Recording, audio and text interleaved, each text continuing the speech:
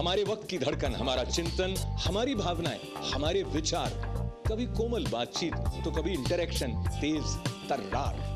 तय करें मिलकर what is wrong, what is right. ITV पर अशोक व्यास के साथ इनसाइट टुनाइट। नमस्कार, इनसाइट टुनाइट अशोक व्यास कार्यक्रम में आपका स्वागत है। और इस कार्यक्रम में जब हम आपसे जुड़ रहे हैं, जुड़ना चाहते हैं, तो हम प्रयोग करते हैं शब्दों का। कुछ भी जानना हो, भाषा हमारा सहयोग करती है। We grow with the help of the words and each language has its own richness which nourishes us।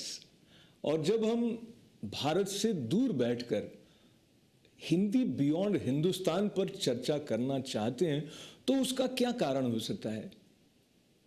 क्या हमारी रोजमर्रा की जरूरतों में कहीं हिंदी किसी रूप में भारत से बाहर रहते हुए उपयोग में आती है?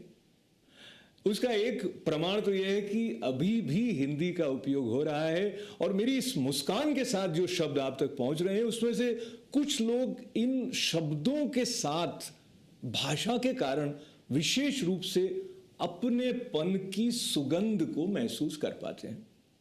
भाषा न केवल हमें अपने वातावरण से, अपने आप से जोड़ती है, बल्कि भाषा के कई आयाम हैं और उन आयामों को लेते हुए भाषा ने भारत में रहने वालों के अलावा जिन्होंने किसी दूसरी भूमि पर जन्म लिया है उनको भी भारत से विशेष रूप से जोड़ा है। And this journey of connecting with language and growing and expanding continuous. और इस यात्रा को जब हम आज आपके साथ करने के लिए बैठे हैं तो हमारे पास एक बहुत अच्छा समाचार यह है कि अंतर्राष्ट्रीय स्तर पर न्यूयॉर्क जैसी जगह में एक ऐसा सम्मेलन आयोजित होने वाला है न्यूयॉर्क यूनिवर्सिटी में, जिसका आप भी एक अंश बन सकते हैं। और कैसे बन सकते हैं, क्यों यह आयोजन हो रहा है, क्या स्थिति है हिंदी की और किस तरह से हमारा जीवन, हमारी राजनीति और हमारा दृष्टिकोण हिंदी भाषा के विकास को एंड इनडायरेक्टली हमारे स्वयं के विकास को प्रभावित कर रहा है या कर सकता है, इसके बारे में चर्चा करने का आज विशेष अवसर मिला है। और सबसे पहले जो परंपरा है लेडीज फर्स्ट, उसका उल्लंघन करते हुए न्यूयॉर्क में होने का लाभ लेते हुए मेरे ही नाम राशि अशोक ओझा जी का मैं स्टूडियो में स्वागत कर रहा हूँ। स्वागत है। नमस्कार। अशोक जी एक पत्रकार के रूप में और फिल्म मेकर के रूप में बहुत सक्रिय रहे हैं और इन दिनों विशेष रूप से उनका ध्यान है हिंदी युवा संस्थान की तरफ, जिसके द्वारा वो कई कार्यशालाएं आयोजित करते हैं नई पीढ़ी को हिंदी से जोड़ने के क्रम में। और जैसा मैंने कहा, उल्लंघन किया लेडीज फर्स्ट की परंपरा का। स्वागत गैब्रिएला जी का। नमस्कार गैब्रिएला जी, आपके बारे में परिचय देने के पहले मुझे लगा यदि आप हिंदी भाषा में 2 वाक्य कहें और हमारे दर्शक ये देखें कि आप हिंदी अच्छी तरह बोल पाती हैं। बहुत धन्यवाद। हमें आपने बुलाया है यहाँ हिंदी के बारे में बात करने के लिए और हिंदी सम्मेलन के बारे में बात करने के लिए। लेकिन मुझे ख़ास तौर पर एक बड़ी खुशी है कि हम यहाँ आए हैं ताकि हम सब लोगों के साथ बात करें कि हिंदी हमारी संस्कृति की भाषा है, हमारे समुदाय की भाषा है, हमारी नई पीढ़ी की भाषा भी है और हमारे भविष्य की भाषा है। तो ये सब बातें महत्वपूर्ण जो आपने कही, उनकी तरफ धीरे धीरे थोड़ा खुलासा आपसे और अशोक जी से लेंगे। पर मैं अपने दर्शकों को ये बता दूं कि 2007 में गैब्रिएला जी को गोल्डन डजन टीचिंग अवार्ड मिला था न्यूयॉर्क यूनिवर्सिटी में। आपने केवल एसोसिएट प्रोफेसर हैं, आप हिंदी पढ़ाती ही नहीं है बल्कि हिंदी कैसे पढ़ाई जाए ये भी पढ़ा रही हैं। ये बड़े अचरज की बात है। तो ये प्रश्न उनके लिए नहीं उचित रहता है कि वो हिंदी बोल सकती हैं कि नहीं बोल सकती हैं। वो बहुत अच्छी और धारा प्रवाह हिंदी बोलने के साथ साथ हिंदी को सीखना और सिखाने का क्रम कैसे और सशक्त और प्रभावी हो सकता है, इस पर विशेष चिंतन करती हैं, विशेष कार्य उनका है। और आपने वेद और उपनिषद में नारी की स्थिति के बारे में भी अनुसंधान किया था। कई वर्षों से जब आप भारतीय भाषाओं के साथ विशेषकर हिंदी से जुड़ी रही हैं, तो आपने अनुसंधान की दृष्टि से भारत के कुछ ऐसे स्थलों का अवलोकन भी किया है जो बहुत विदेशी लोग अगर पर्यटक की दृष्टि से जाएं तो शायद वहाँ नहीं पहुँच पाते हैं। तो अशोक जी से अनुमति लेते हुए फिर मैं आपसे इस सम्मेलन की तरफ आऊँ, उसके पहले भारत जो यात्राएं आपकी रही, उसमें जो अभी हाल ही की यात्रा रही, उसका कुछ थोड़ा सा इम्प्रेशन हमारे दर्शकों के साथ बांटें। एक बात और जोड़ दूं आपकी अनुमति से, आप वाराणसी भी गई थी ऐसा सुनने को मिला। वाराणसी इन दिनों में विशेष रूप से राजनीतिक कारणों से भी केंद्र में है सबके, पर सांस्कृतिक दृष्टि से जो परिचय वाराणसी का आपको मिला, थोड़ा बताएं। वाराणसी हम कई बार गए हैं। पहली बार जब गए थे वहाँ मेरी दिलचस्पी थी कि मैं सबसे पुराने दुनिया के विश्व में सबसे पुराने शहर में जाऊं। सबसे पुराना शहर इसलिए है क्योंकि हजारों सालों के दौरान वहाँ लोग रहते हुए उपस्थित हैं। जैसे बहुत ऐसे नगर हैं विश्व में जो बहुत पुराने हैं, जो हो सकता है बनारस से, वाराणसी से ज़्यादा पुराने हैं, लेकिन वहाँ की आबादी जो थी, वहाँ रहना बंद करने के बाद वे कहीं दूसरी जगह गए हैं, लेकिन बनारस एक ख़ास जगह है, तो इसलिए मुझे जाना था वहाँ। मुझे बहुत अच्छा लगा, ख़ास के जब हम नदी पे नाव की सफ़र की। हमने देखा दोनों किनारों को, हमने देखा कि किनारे पे 5 बजे हम उठ गए तो सुबह सवेरे चले गए, तो हमने देखा कि किनारे पे क्या क्या कार्रवाई हो रही है, लोग क्या करते हैं, उनके दिन की शुरुआत कैसे हो रही है। तो मेरे लिए ये बहुत ख़ास अनुभूति थी। तो सुबह जल्दी उठना अपने आप में एक खास अनुभूति होती है, खास करके 5 बजे उठ के नदी की सैर के लिए जाना बहुत ही बड़ी बात हो जाती है। और जो सुबह ब्रह्म मुहूर्त है उसकी बड़ी महिमा कही गई है। अशोक जी, आपकी तरफ चलते हुए आप पत्रकारिता से जुड़े रहे और आपने भी भारत के कुछ प्राकृतिक स्थलों का जो दौरा है वो एज फिल्म मेकर भी किया है जी। भारत के प्राकृतिक सौंदर्य की तरफ चलें। और बिल्कुल, मैं तो ये कहना चाहता हूँ कि आप लोगों ने बात शुरू की वाराणसी के साथ। मेरा जन्म स्थान भी बनारस के बहुत नज़दीक, यानी कि लगभग 100 किलोमीटर दूर वहाँ से सासाराम में हुआ। और बचपन से ही मुझे पता नहीं क्यों वाराणसी नगर के साथ में एक अजीब सा लगाव बना था, और जब भी अवसर मिलता हम लोग रेलगाड़ी पकड़ के वहाँ चले आते और प्रातः में गंगा स्नान करके मंदिर में जाते थे। लेकिन ये जो एक क्रिया है मंदिर में जाने की एक हिंदू के लिए, उससे अधिक मुझे एक अजीब सी सुगंध, या आप जो भी कहें, उन गलियों में होती थी।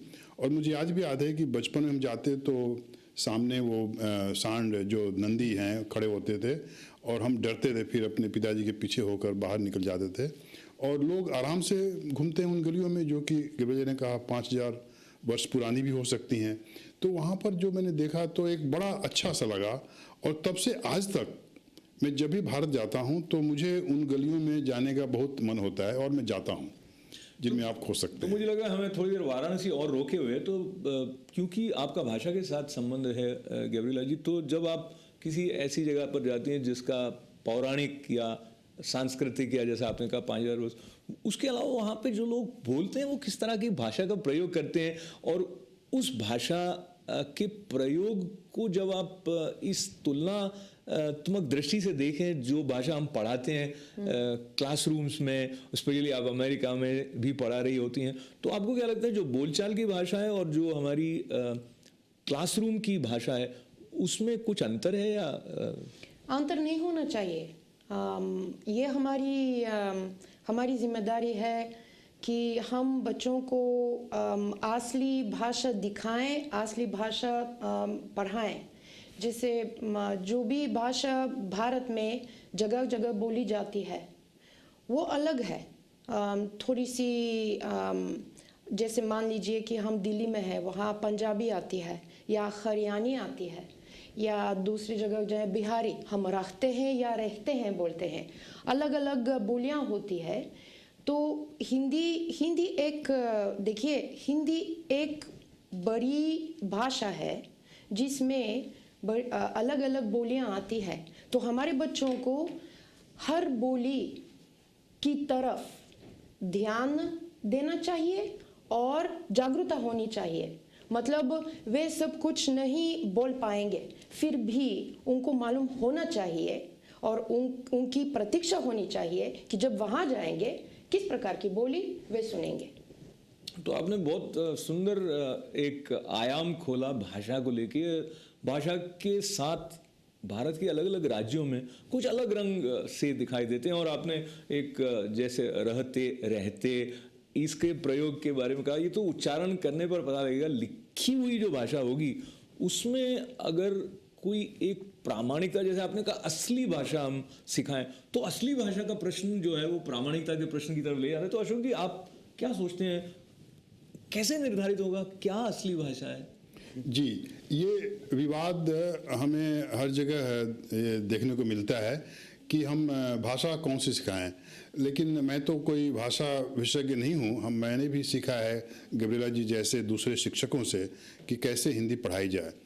तो अब इस देश में थोड़ा सा मैं लाना चाहूँगा कि कई स्तरों पे जो हिंदी की शिक्षा दी जा रही है विश्वविद्यालयों में, और फिर अब स्कूल डिस्ट्रिक्ट में, हाई स्कूल में और मिडिल स्कूल में जहाँ मैं पढ़ाता हूँ, वहाँ भी हिंदी सिखाई जाती है। और अब ये है कि विश्वविद्यालय में जो बड़े उम्र के लोग पढ़ते हैं उनकी आवश्यकताएं, उनके अनुभव छोटे बच्चों से बहुत ही अलग हैं। तो इसलिए भाषा शास्त्री को और जो शिक्षक हैं उनको ये देखना पड़ता है कि उनके अनुभवों से मिलती जुलती जो पाठ्यक्रम हम बनाएंगे, मिलता जुलता भाषा को सिखाने के लिए, वह क्या होगा। और आज जो तरह तरह के प्रयोग हो रहे हैं या जो अनुसंधान हो रहे हैं विदेशी भाषा, जो इस देश में कहते हैं विदेशी भाषा की शिक्षा के लिए, तो चूँकि हिंदी एक विदेशी भाषा के रूप में अमेरिका में स्थापित है, इस देश की भाषा अंग्रेजी है, लेकिन अब विदेशी भाषाओं के लिए काम हो रहा है। तो वहाँ पर ये देखा जाता है कि जो सीखने वाले हैं उनके अनुभव क्या हैं। अगर मान लीजिए वो हेरिटेज लैंग्वेज के हैं, यानी विरासत भाषा के लोग हैं, तो कुछ न कुछ उनका संबंध रहा होगा भाषा और संस्कृति से अपने परिवार में। जो नहीं है, जो गैर भारतीय मूल के बच्चे हैं या बड़े लोग हैं, उनके अनुभव बिल्कुल ही अलग हैं, उनका भारत से कोई संबंध नहीं होगा। तो उनके अनुभवों को देखते हुए हम किस तरह की भाषा वहाँ सिखाएंगे। लेकिन मैं ये ज़रूर कहना चाहूँगा कि भारत में चूँकि हिंदी लगभग 52% लोगों द्वारा बोली जाती है अलग अलग प्रदेशों में, चूँकि हमारा देश इतना विभिन्नता से भरा हुआ है, राजस्थान में, महाराष्ट्र में, गुजरात में, हर जगह अपने अपने उसकी छवि के साथ हिंदी बोली जाती है। लेकिन एक व्यापक हिंदी जो है उसको अपनाने के लिए हमें कहीं ना कहीं एक मानक या एक स्तर रखना पड़ेगा जिसमें कि हम उनके व्याकरण, उनकी वाक्य रचना जो है हम एक तरह से सिखा सकें। क्योंकि आप फिर आपके चर्चा पर आगे ले जाने के साथ आपके पास आऊँगा, पर मैं गब्रिएला से जानना चाहता था, एक समय रहा होगा जब आपने पहली बार हिंदी सीखना शुरू किया होगा। अगर आप अभी भी याद कर सके वो समय, तो काफ़ी चुनौतीपूर्ण रहा था वो सीखना। कैसे ललक जागृत हुई थी? देखिए, मैंने संस्कृत भाषा सीखना शुरू किया। संस्कृत भाषा हमारे हाई स्कूल में पढ़ाई जाती थी, और वहाँ कौन से देश की बात हम कर रहे हैं? बल्गेरिया, सोफिया हमारी राजधानी है, उसमें एक बहुत खास हाई स्कूल थी। उसमें प्राचीन भाषाएं और संस्कृतियाँ पढ़ाई जाती थी, और वहाँ हमने पुरानी यूनानी और लैटिन और ओल्ड स्लोवानिक और हिटाइट और संस्कृत भी। तो संस्कृत पढ़ना शुरू करने के बाद मेरी दिलचस्पी बहुत बढ़ गई। हिंदी की तरफ नहीं, लेकिन भारत की तरफ। लेकिन भारत के बारे में अगर किसी को सीखना है, ज़रूर भाषा के दौरान ही सबसे सीधा वास्ता बन सकता है, सबसे सीधी जानकारी मिल सकती है। तो उसी तरह जनरली मैं आपको इस हाँ। बात पर थोड़ा सा आपकी इस बात को मैं दोहराना चाहता हूँ, और खास करके जब ये बात एक ऐसी दृष्टि से आ रही है जो बल्गारिया में विकसित हो रही थी, और जिन्हें ये अनुभूति हुई कि अगर भारत को जानना है, भारत से जुड़ना है, तो हिंदी भाषा को जानना अनिवार्य है। ये अपने आप में एक मंत्र की तरह बात है। तो भारतीय होने के बाद जब हम भारत से दूर रह रहे हैं और हमारे बच्चे भारत से जुड़ें, भारत को जानें, तो ये जो फॉर्मूला है ये उनके ऊपर भी लागू होता है। आप क्या सोचते हैं? यदि चाहें तो आप हमारी इस बातचीत में जुड़ सकते हैं, और हम आने वाले हैं और हिंदी के कई आयामों की चर्चा को लेकर आपकी तरफ, right after this break.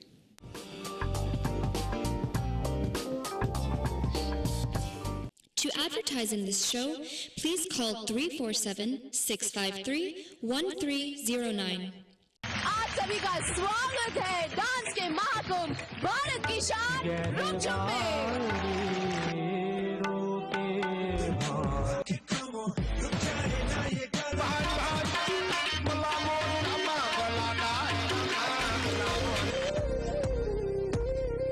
Bharat Ki Shaan, weekends at 10 p.m., 9 Central.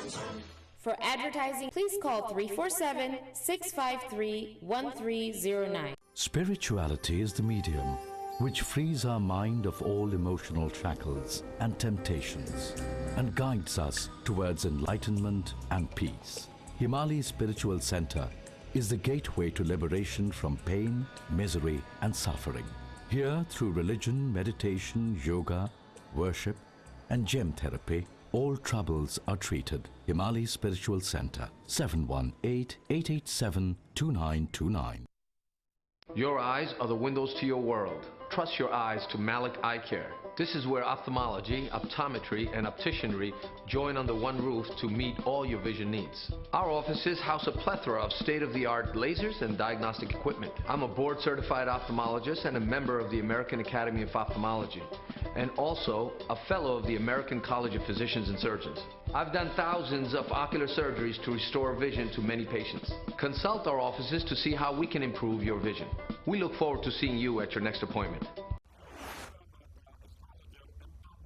World-famous astrologer Pandit Baba Sai Ram is in New York. Pandit predicts past, present and future. Intending person can inquire about education, love, marriage, husband and wife problems, children, health, court case and many other personal problems. Pandit can bring the loved ones back, and also he is a specialist in removal of black magic and evil spirits. Call for appointment. Jackson Heights, Queens, New York. Mobile number 646-517-8368, 347-657-3822.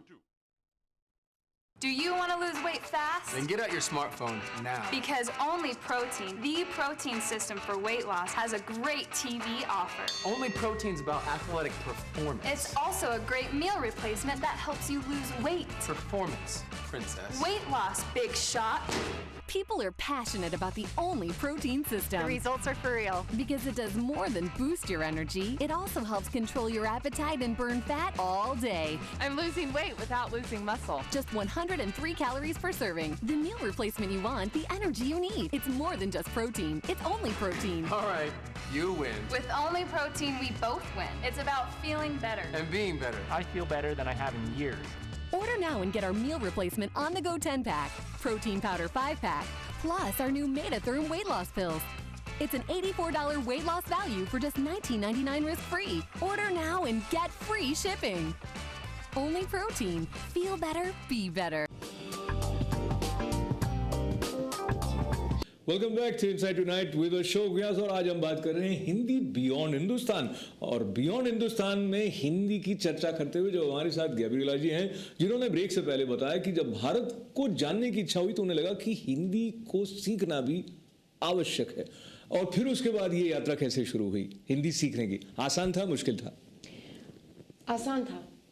जब भी मन लगे, जब भी दिलचस्पी है, जब भी जोश है, तब तो आसान है। अगर नहीं चाहते हैं तब तो मुश्किल होगा। ये बात बहुत महत्वपूर्ण है। अगर जोश है तो आसान है। तो अशोक जी, आप बहुत सारे युवाओं को हिंदी सिखाने में सहायता कर रहे हैं न्यू जर्सी में और अमेरिका के कुछ स्थलों पर। आपको क्या लगता है, जो सेकेंड जनरेशन इंडियन अमेरिकन है उनके लिए हिंदी सीखना आसान है या चुनौतीपूर्ण है? उनके क्या प्रतिक्रिया? दरअसल ये दोनों है अशोक जी। बात यह है कि मैं पिछले 4-5 वर्षों से हिंदी सिखा रहा हूँ और हमारा कार्यक्रम है स्टार टॉक कार्यक्रम।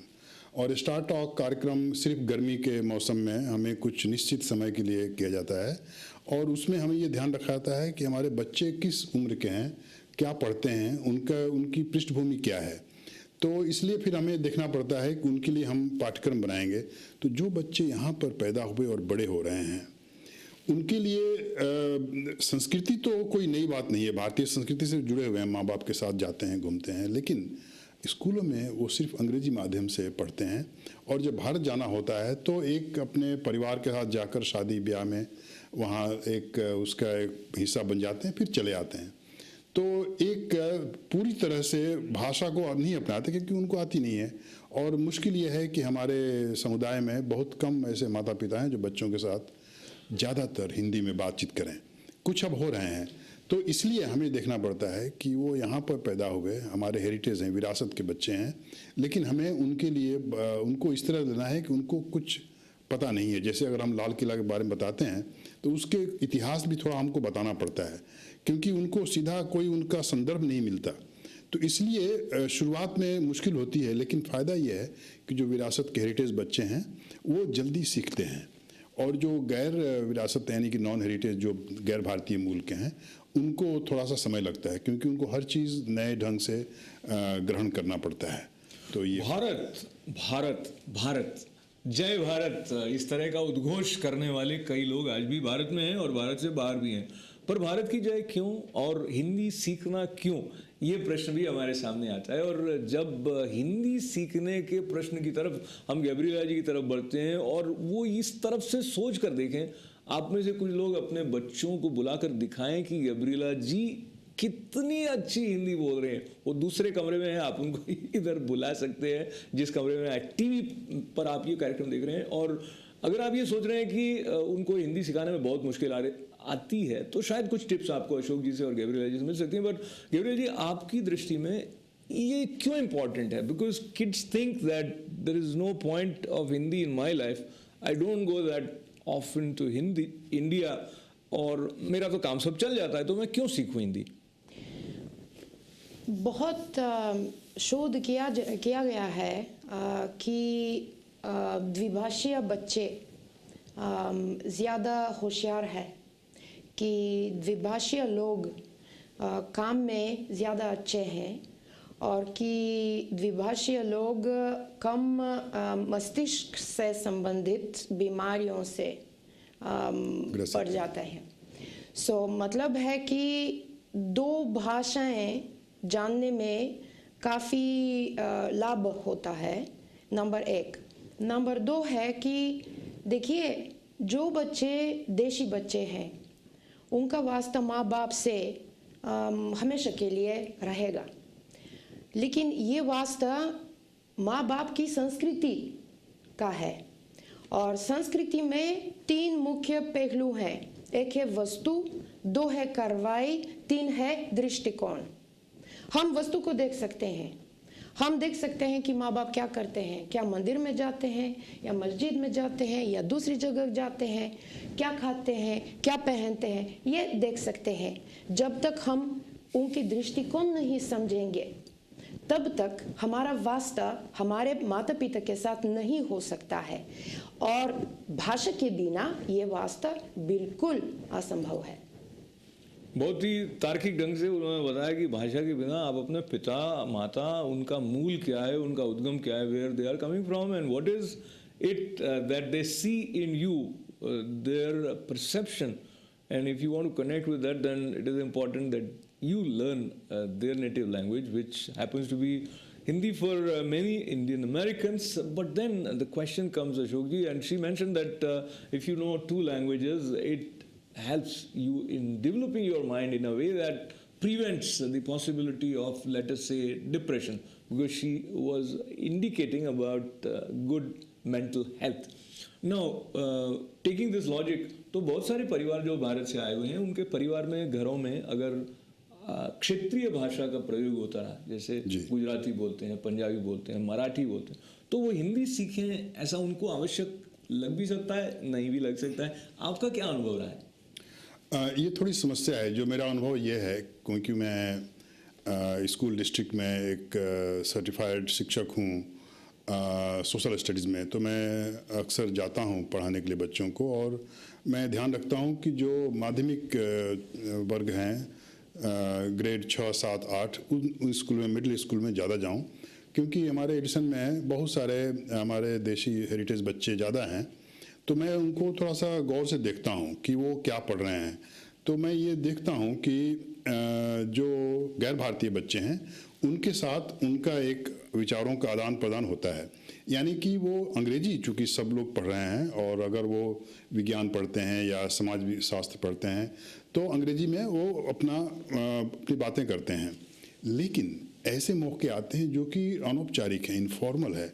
उस उम्र में आदान प्रदान बहुत ही व्यापक होता है कि उनका जो भेद है, पारिवारिक जो डाइवर्सिटी है, वो आड़े नहीं आती। सब बच्चे एक दल के हो जाते हैं, एक जैसे हो जाते हैं, और बहुत सारी बातें वो बताते हैं एक दूसरे को। तो जैसे उदाहरण के लिए समोसा, ये इतना लोकप्रिय है हमारे जो गैर भारतीय बच्चों में, सुनते ही स्वाद आने लग जाता है। उन्होंने सिखाया है।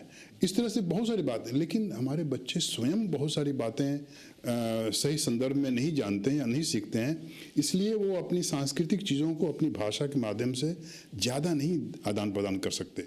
उसका नतीजा ये होता है कि जब वो उनसे कुछ पूछा जाता है कि तुम्हारी भाषा क्या है, अगर उनको आप उस ढंग से बताएं कि भारत की एक महत्वपूर्ण भाषा हिंदी है और हिंदी के माध्यम से हम जुड़ते हैं, फिर वो हिंदी कहेंगे।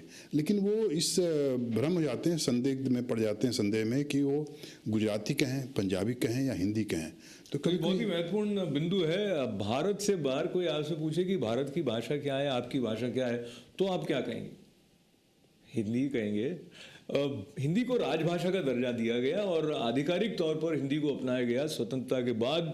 पर चूंकि ब्रिटिश हमारे साथ रहे थे पहले, तो अंग्रेजी भाषा में दफ्तर की कार्यवाहियाँ होती थी, इसलिए भारत में प्रावधान रखा गया कि हिंदी के साथ साथ अंग्रेजी भाषा में कार्यवाही होगी आधिकारिक तौर पर। और प्रारंभ में ऐसा निर्णय लिया गया था कि ये 15 बरस के बाद बदल जाएगा और फिर पूरी तरह से हिंदी में कार्यवाही शुरू हो जाएगी। लेकिन कई कारण रहे, जिसमें कई राज्यों में जहाँ हिंदी बाहुल्य नहीं है, उनको लगा कि ये एक तरह से हिंदी थोपना ना हो जाए, तो फिर अंग्रेजी भी चलती रही। तो आधिकारिक तौर पर भारत में हिंदी है, उसके साथ साथ अंग्रेजी है। इसके अलावा लगभग 22 भाषाओं को संविधान में सम्मिलित किया गया है, तो उनकी ओर भी भाषा की दृष्टि से भारत का ध्यान है।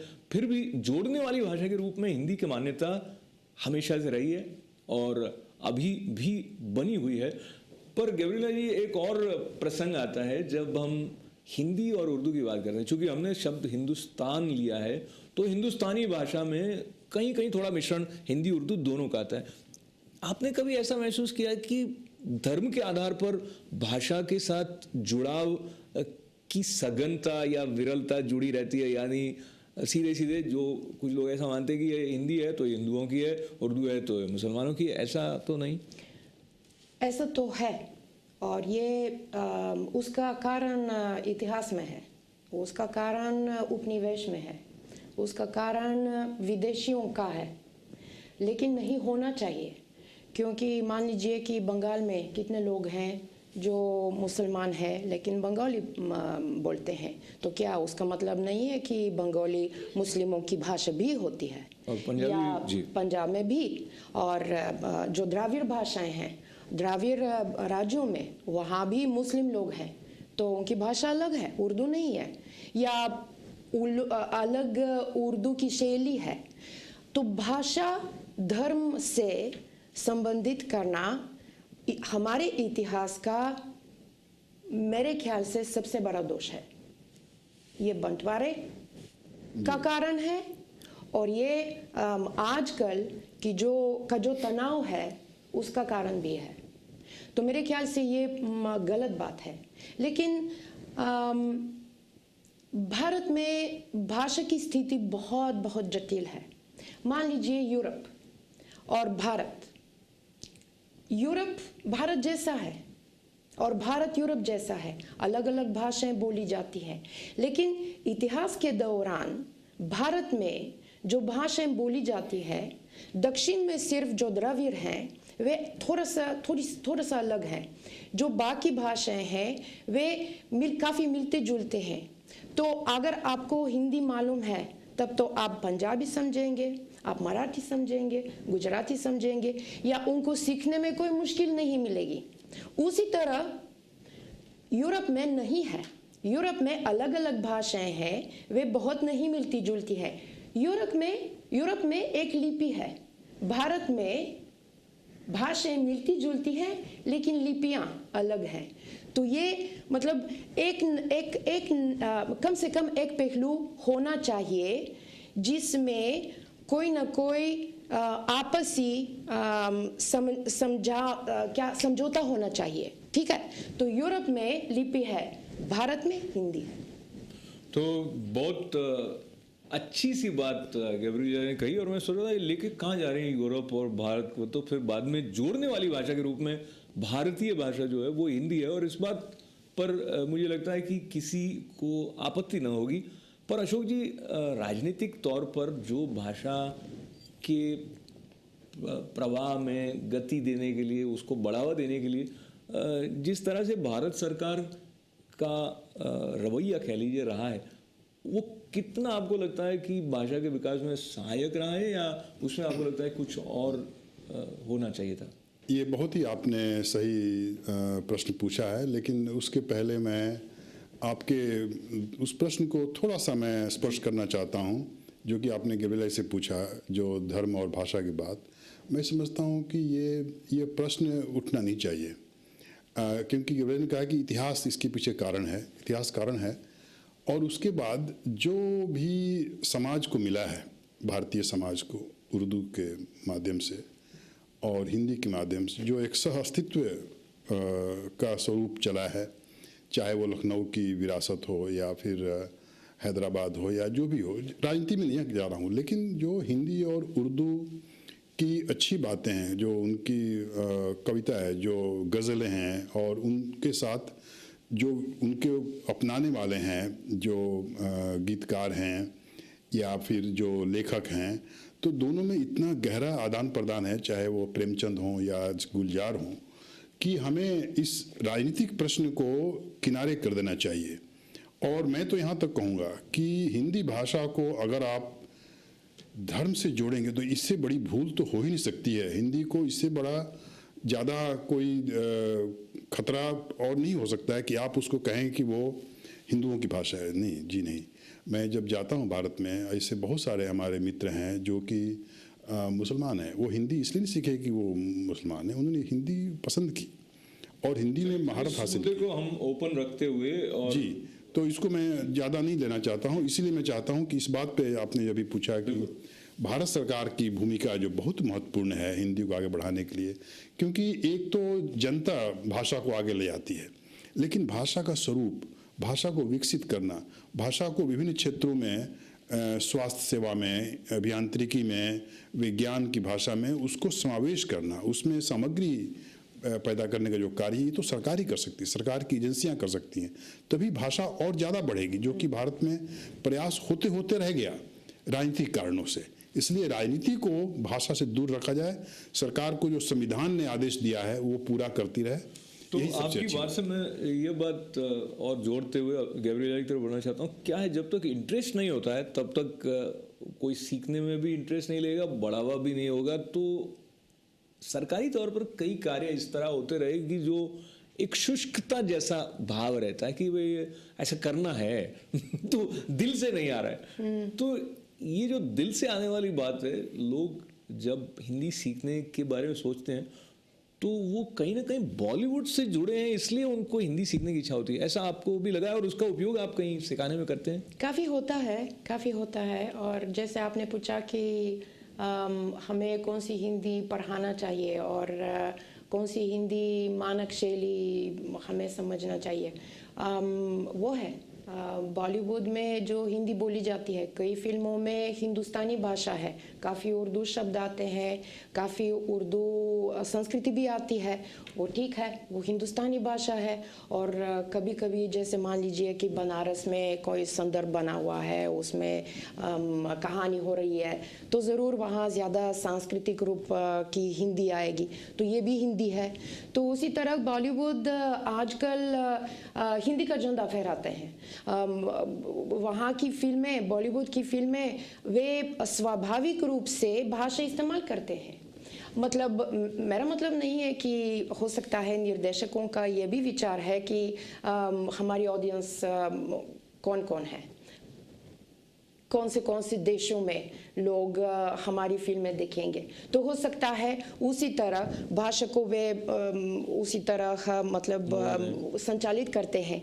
लेकिन फिर भी ये मनोरंजन से संबंधित है, ये राजनीति से संबंधित नहीं है। जब तक भाषा राजनीति से संबंधित नहीं है तब तक ये ठीक है, तब तक भाषा स्वाभाविक है।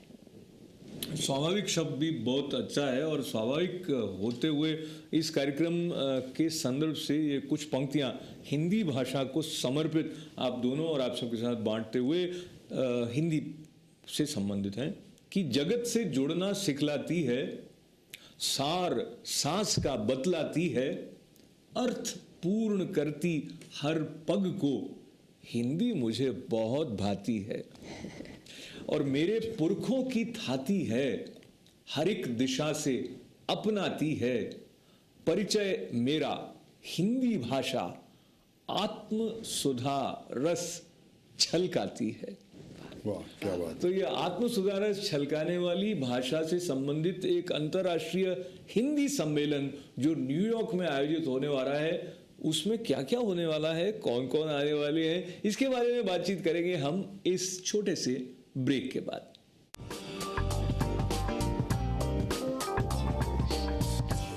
To advertise in this show, please call 347-653-1309. वो है एक सच्चा हिंदुस्तानी जिसकी प्रज्ञा में ज्ञान विज्ञान अंकों की विद्वता, जीवन शैली में संस्कारिता की सुगंध, विचारों में नए युग की धीमी दस्तक हो, जिसकी शौर्य गाथा में युद्ध की अनोखी मानव कहानियां, जीत में पराजितों का सम्मान, शिक्षित पीढ़ी में लक्ष्य को पाने की चाहत, प्रार्थना में निर्बल निसहाय के लिए पुकार हो, वो है एक सच्चा हिंदुस्तानी जिसकी आकांक्षाओं में सबके लिए सुख की खोज, व्यवहार में स्त्री शक्ति का सम्मान, हृदय में देश प्रेम, इरादों में सबका साथ, सबका विकास हो, वही है एक सच्चा हिंदुस्तानी।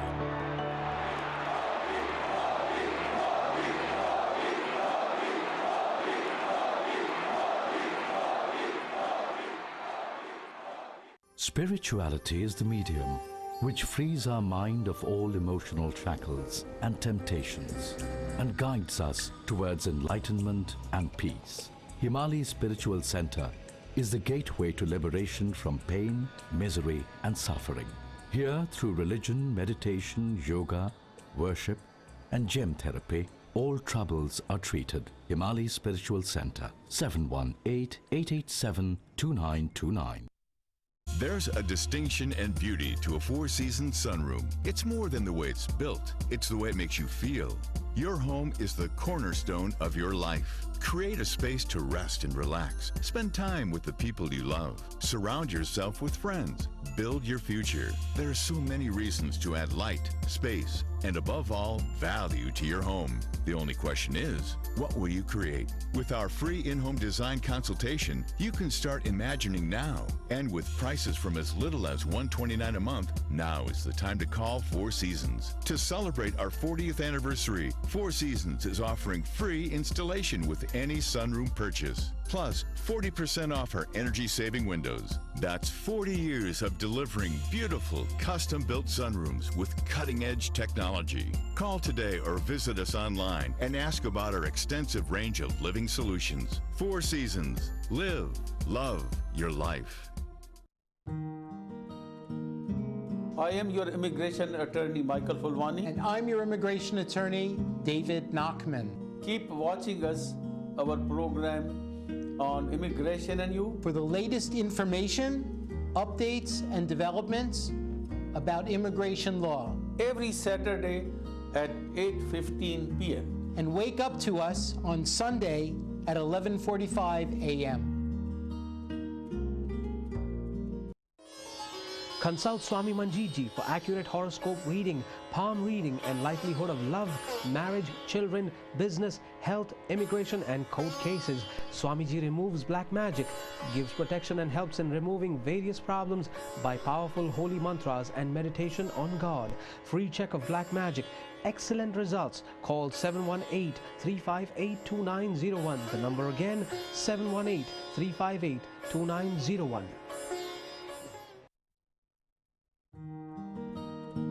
Namaste, Salam Alaikum and Sat Sri Akal. My name is K.D. Singh Sani and I represent Sani Accounting Services. We prepare individual and business tax returns year round. We are also IRS authorized e-file service provider.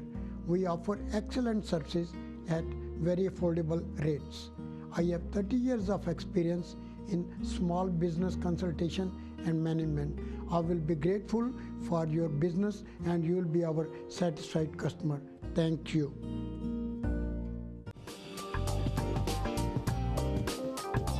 Welcome back to inside tonight with Ashok Vyas. आज हम बात कर रहे हैं Hindi beyond Hindustan और हमारे साथ, जैसे कि आप जानते हैं, अशोक ओझा जी हैं। अशोक ओझा जी ने न केवल पत्रकारिता के द्वारा हिंदी की सेवा की है, उन्होंने डॉक्यूमेंट्रीज बनाई हैं और अब विशेष रूप से वो एक युवा हिंदी संस्थान के द्वारा हिंदी की सेवा कर रहे हैं।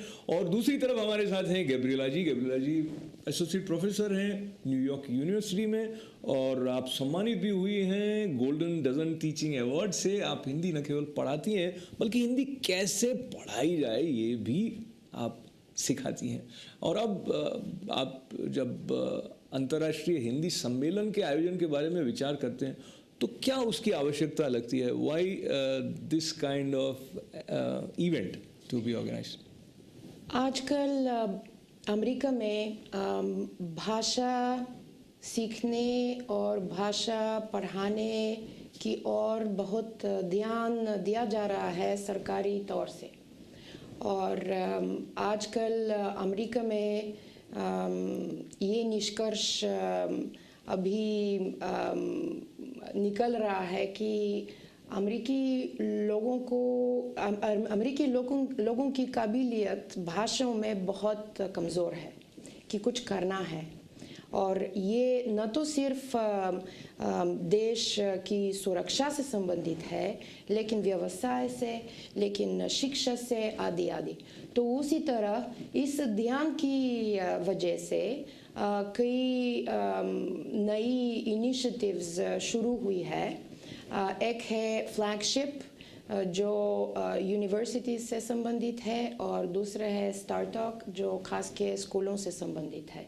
तो उसी तरह हमने सोचा कि हर एक स्तर पर अगर प्रतिनिधि लोग आएंगे और हमारे समुदाय के साथ बात करने लगेंगे तब तो हमारी हिंदी और उसकी स्थिति और उसकी ज़िंदगी यहाँ जो भारत के बाहर है उसके भविष्य के लिए बहुत अच्छा रहेगा। तो इसलिए हमने सोचा कि सम्मेलन का प्रबंध किया जाना चाहिए। और अभी ये सम्मेलन हमने अच्छे से स्थापित किया है कि 25 to 27 अप्रैल हमारा सम्मेलन होने वाला है न्यूयॉर्क यूनिवर्सिटी में। तो अशोक जी से हम जानना चाहेंगे कि सम्मेलन में क्या क्या होने वाला है, पर वो सवाल उनकी तरफ लेकर बढ़ने से पहले हमारे कुछ दर्शक भी आपसे जुड़ना चाहते हैं और संभव है वो फिर से कॉल करें। पर मुझे याद आती हैं वो पंक्तियाँ, हिंदी भारत की भाषा है, जन जन के मन की आशा है। तो ये जो जन जन के मन की आशा वाली हिंदी भाषा का अंतर्राष्ट्रीय सम्मेलन जब न्यूयॉर्क में हो रहा है तो इसमें क्या क्या चरण हैं and how people can become a part of it? जी, तो ये जो सम्मेलन हम कर रहे हैं अंतर्राष्ट्रीय हिंदी सम्मेलन लेकिन क्षेत्रीय, क्योंकि इसमें अमेरिकी देशों के लोग आएंगे, ख़ास तौर से कनाडा और कैरेबियन के, और उसके अलावा भारत से लोग आने वाले हैं। तो अशोक जी, आपसे अनुमति लेकर मैं एक बार जरूर इन दर्शक महोदय से जुड़ लूँ। नमस्कार। नमस्कार जी। थोड़ा सा तेज बोलें सर आप। और हाँ जी बोल रहे जी। जी जी, कपूर साहब बोल रहे हैं? हेलो। हाँ जी हाँ जी, आप कपूर साहब बोल रहे हैं? कपूर बोल रहा हूँ। हाँ, आपकी आवाज़ पहचानने लगा हूँ अब थोड़ी थोड़ी। उनकी बात हो रही है जी अमेरिका के अंदर, लेकिन हिंदुस्तान में तो हिंदी को नेशनल लैंग्वेज माना ही नहीं है गवर्नमेंट ने। जब से कांग्रेस की गवर्नमेंट है, इसको कहते हैं कि ये गवर्नमेंट लैंग्वेज हो सकती है, नेशनल लैंग्वेज मानने को तैयार नहीं भारत सरकार। और भाषा का विकास होना चाहिए तो आप चाहते हैं? भाषा का अगर गवर्नमेंट की बजाय नेशनल लैंग्वेज हो तो गवर्नमेंट भी तो एड करती है किसी भाषा के उत्थान के लिए। तो ये प्रसन्नता की बात है कि सरकार के साथ साथ बाकी लोग भी जो समर्पित हैं भाषा की तरफ, वो कुछ न कुछ कर रहे हैं। तो आइए आपके साथ में अशोक जी से। अमेरिका के अंदर बिल्कुल, लेकिन भारत सरकार जो है उसने आज तक इसको नेशनल लैंग्वेज डिक्लेयर नहीं किया।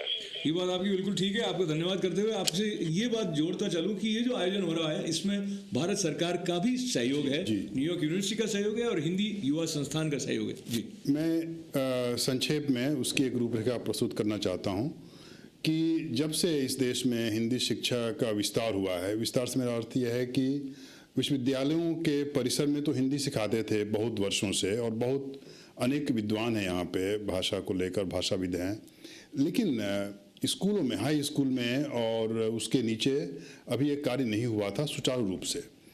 मंदिरों में, सामुदायिक स्थलों पे कुछ संडे रविवार को क्लासेस जैसे लगते हैं हिंदी पढ़ाने के, लेकिन जो इस देश की भाषा संस्थान है जिन्होंने अनुसंधान किया है कि भाषा कैसे पढ़ानी चाहिए, उनके जो मापदंड बने हैं, उनके जो ढांचा बना हुआ है हिंदी पढ़ाने का या कोई भी विदेशी भाषा पढ़ाने का, उसको अमल में लाने का कार्य पहली बार ये हुआ स्टार टॉक कार्यक्रम के माध्यम से। जो अशोक जी, मैं आपसे क्षमा चाहते हुए फिर से आपसे निवेदन कर रहा हूँ, आप हमें बताएं कि इस सम्मेलन में क्या होने वाला है और हमारे दर्शकों में से कोई अगर आना चाहे तो कैसे वो आ सकते हैं? अच्छा, तो मैं उसके बारे में ये कहना चाहता हूँ कि इस सम्मेलन के 3 पहलू हैं। एक तो ये है कि जो बच्चे अपने आते हैं पढ़ने के लिए हिंदी क्लासेस में, उनके परिवार है, हमारा समुदाय है, और उसमें काम करने वाली संस्थाएं जैसे युवा हिंदी संस्थान और हमारी सहयोगी संस्था है जिसका नाम है एजुकेटर सोसाइटी, उनका भी स्कूल चलता है हिंदी का। और न्यूयॉर्क में एक संस्था है अखिल विश्व हिंदी समिति, डॉक्टर विजय मेहता उसके अध्यक्ष हैं। वो समुदाय में हिंदी को बढ़ावा देने के लिए अनेक कार्यक्रम करते हैं। तो प्रारंभिक रूप से ये संस्थाओं ने इस बात को माना कि ये सम्मेलन होना चाहिए, और ये पहला पक्ष हुआ, क्योंकि जब तक समुदाय नहीं जुड़ेगा कोई भी सम्मेलन सफल नहीं हो सकता। दूसरा पहलू तो है भारत सरकार। भारत सरकार के समक्ष ये रखा गया कि जो उसके आधिकारिक पक्ष हैं कि सरकार क्या कर रही है, और सरकार सुने हमारी बातों को, इस देश में हिंदी को बढ़ाने के लिए हमें क्या करना है, हमारे सुझाव होंगे। तो ये दूसरा पक्ष, तो भारत सरकार मान गई और उसके कारण से जो हमारा कौंसुल आवास है वो मान गए। हाँ, और तीसरा पक्ष है न्यूयॉर्क यूनिवर्सिटी, और गैब्रिएला जी के माध्यम से न्यूयॉर्क विश्वविद्यालय ने अपना स्थान दिया। तो ये 3 पक्ष जो हैं मिल करके इसका आयोजन कर रहे हैं, और इसमें जो आने वाले हैं वक्ता उनको आमंत्रित करने का कार्य गैब्रिएला जी ने किया है। तो हमारे गैर भारतीय, गैब्रिएला जी की तरफ फिर से आपकी अनुमति लेकर बढ़ता हूँ। गैब्रिएला जी, हमारे दर्शक अगर ये जानना चाहें कि कॉन्फ्रेंस तो हो रही है पर इसमें होगा क्या, तो क्या मुख्य बातें हैं जिसमें हमारे कोई दर्शक भी संभवतः जुड़ना चाहें, कौन लोग आ रहे हैं ये भी बताएं। 2 प्रकार के विषय होंगे। एक है जो लोग अपनी भाषा के बारे में और समझना चाहते हैं कि उनकी भाषा की स्थिति कहाँ है, यहाँ अमेरिका में, कनाडा में, कैरेबियन में, कि उनके बच्चों के लिए ये भाषा क्यों महत्वपूर्ण है। अगर और सीखना चाहेंगे तब तो ये हमारा एक विषय है सम्मेलन का।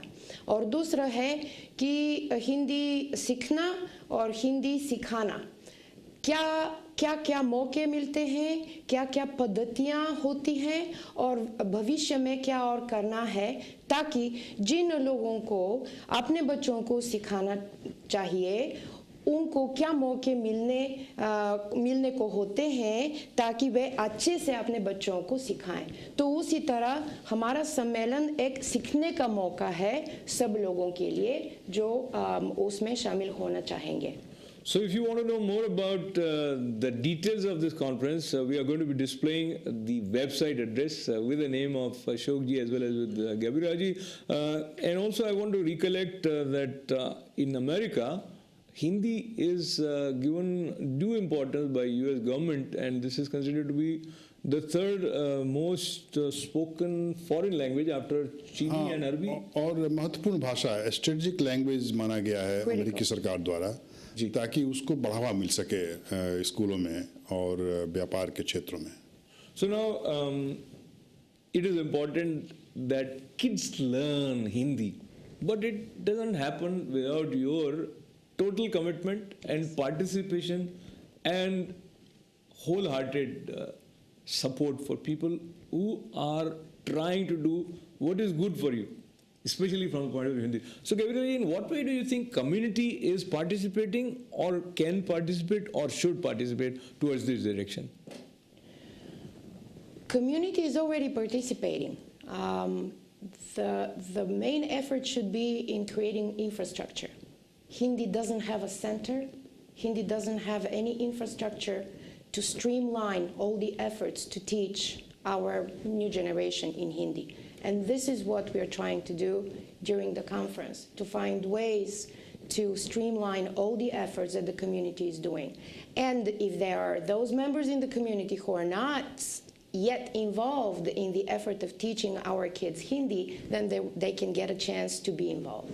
Wonderful. And Ashok, you have worked with many parents and many kids. So what is the general impression like? They feel good that kids have started learning Hindi, and are they willing to stand by those who are working? बिल्कुल, मेरा अनुभव यह है कि जब हमारे कार्यक्रम में बच्चे आते हैं तो माता पिता को ये पता नहीं होता है कि ये क्या सीखेंगे, तो वो थोड़ा सा उनमें एक देखता हूँ संशय की स्थिति। लेकिन जब वो जाते हैं 2 दिन 3 दिन बाद, अपने माँ बाप बताते हैं कि उन्होंने क्या किया है कैंप में, शिविर में, तो उन्होंने कैसे भारत का ध्वज बनाया और क्या लिखा उसमें, कितने रंग होते हैं, हिंदी में लिखा, तो उनको बहुत अच्छा लगता है और उसका बहुत ही बढ़िया उनको ये मालूम होता है कि ये कार्यक्रम काफ़ी अच्छे हैं।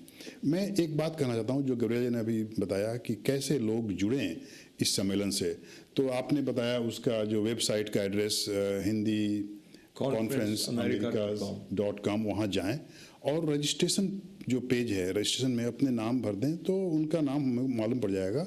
तो ये पहली आवश्यकता है कि लोग आएँ। हमने कोई फीस नहीं रखी है इस तरह के सम्मेलन के लिए, जहाँ भी कहाँ होते हैं तो बहुत सारी फीस रखी जाती है, लेकिन चूँकि हमारा ये पहला हिंदी का कार्यक्रम, हम चाहते हैं कि लोग यहाँ पे आएँ और अपनी बातें सुने और कहें, तो कोई फीस नहीं है। लेकिन मैं ये निवेदन करना चाहता हूँ आपके दर्शकों से कि इस सम्मेलन को यहाँ तक लाने में बहुत लोगों ने मेहनत किया है, बहुत सारे त्याग किए हैं। अब समुदाय को भी हम चाहते हैं कि आएँ, जुड़ें और इसमें सहयोग करें, अपना समय दें, अपना आर्थिक सहयोग भी बहुत महत्वपूर्ण है। So very briefly, little time that we have, Gabriel ji, he mentioned about Arthik. So whatever any person is trying to accomplish, and especially many people think that we have come here to earn, and that's what they teach their children also. Is Hindi anywhere related right now, or in near future, or in future, which would kind of give additional push for people that there is a potential of employment by learning Hindi? So is it connected, or do you see that way? I mentioned in the beginning that bilingual people don't suffer from certain diseases, one of them Alzheimer. So I would push my kids to learn another language. And if my kid is a Deshi kid, why not learn Hindi? But Yahoo and Facebook and Windows, Microsoft and some big companies, they have their offices in India. And they need people who speak Hindi. You know why? Because they have problems communicating in English on the phone with their colleagues. And they often call NYU, they call me for advice. I have friends who have offices in India and ask me, what do I do when they tell me this? Please read this email. Why does this sound weird? because they are thinking in Hindi, and I have to tell them what it is. And then they start hiring people that know Hindi, because then they can get in. Not only there is one level is the formal communication in the business world, but then there is the unofficial. There is the casual communication that very often creates ideas. And this is where Hindi comes in as a need, as a necessity, rather than as just a charm on the resume. So we have proof for many of the big companies that they need Hindi speakers. Also, doctors and nurses in the United States, they use a hotline, 24-hour hotline for Hindi, because there are many speakers of Hindi that are not fluent in English, that are in the hospitals, who need help with language. Wonderful. So many good things about Hindi which should tell you that you should learn Hindi. और अगर नहीं सीख रहे हैं तो सीखना शुरू कर दें. आप हो सकता है एक बहुत अच्छे अभिनेता हो और बॉलीवुड आपकी प्रतीक्षा कर रहा हो, पर आपको हिंदी नहीं आएगी तो आप अभिनय कर नहीं पाएंगे. और अगर आप व्यवसाय में सफल होना चाहते हैं तब भी हिंदी भाषा अनिवार्य है ही. और निश्चित रूप से अपने माता पिता को अच्छी तरह से जानने के लिए, भारत को जानने के लिए हिंदी की अनिवार्यता के बारे में अधिक नहीं कहा जा सकता. और अधिक सुनना चाहें आप जो हिंदी कॉन्फ्रेंस हो रही है उसका हिस्सा बने. और जो वेबसाइट दिखाई गई, वर्ल्ड हिंदी कॉन्फ्रेंस, अंतर्राष्ट्रीय हिंदी सम्मेलन, international Hindi conference regional. Wonderful. So on that note कि हिंदी को लेते हुए हम और आगे बढ़ें और अपने आप को भीतर से सुंदर हैं इसका प्रमाण दें. गैब्रिएला जी का और अशोक जी का हमारे साथ आने के लिए बहुत बहुत धन्यवाद. Hindi beyond Hindustan, being with us in today's show was great. Thanks to you. Join us tomorrow. Namaskar.